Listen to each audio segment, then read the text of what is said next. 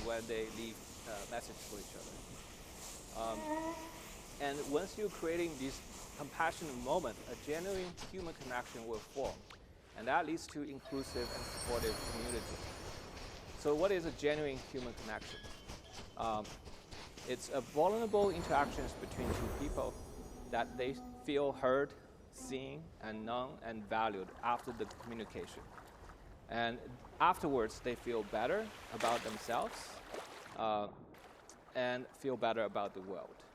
I'm just gonna summarize this genuine human connection is, it's one of the few things I really believe is generally good for human.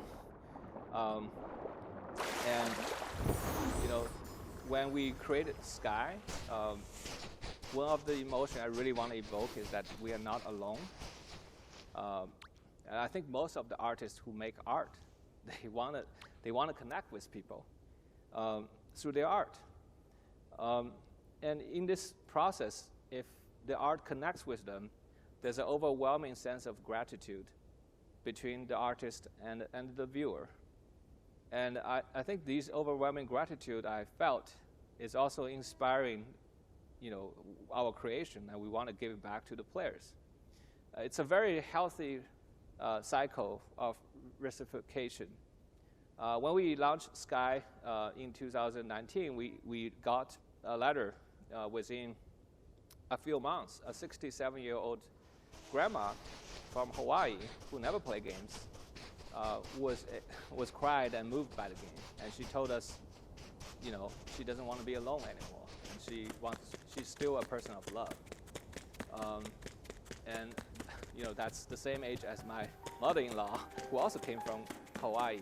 So it really, and eventually my mother-in-law also become a Sky player and find friendships. It's these stories that really make me feel happy that working on the games that we make. And I want to show you just one last thing. This is from the concert of Aurora. When there's 4,000 people can view the concert together. But when we give this tool to our player, when they have the control to tell each other what to do, together they were able to perform something that's just really beautiful and moving. They decide to come together without any of the problem. We didn't tell people to do this, but they decide to do it together with each other. Instead of competing or fighting, they're here to create art. I've just never thought a gaming community could be more amazing. So to conclude, how do you keep your online interaction positive? First, just remember, players are not born toxic. We are all capable to being a good citizen and treat each other with compassion.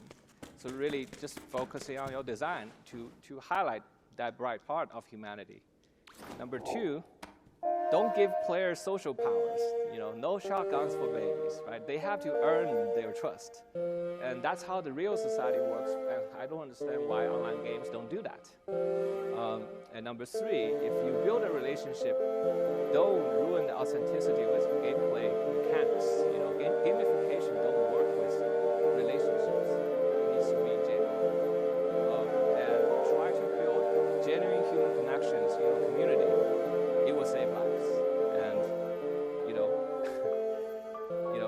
we are game designers. We're thinking about how to change people's behavior in our games, but I don't see why we couldn't think about how real-world institutions can be designed to promote human values rather than destroy them.